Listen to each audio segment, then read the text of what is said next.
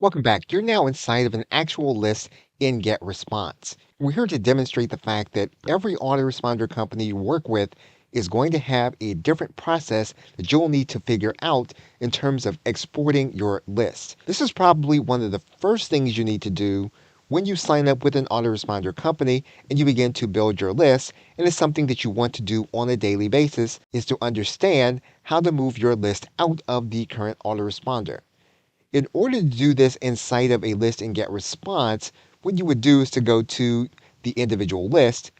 You're going to see some ellipsis, and you're going to click on this export command. You're going to give your file a name, but what's important, you will determine how you want to export the list. In most cases, you will use a CSV file.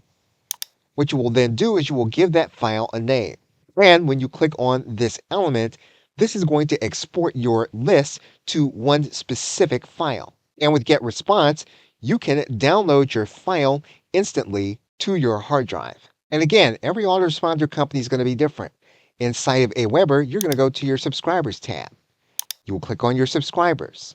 You will see here inside of your subscriber screen that there's an element that says export CSV. And this will export all of your subscribers into a CSV file.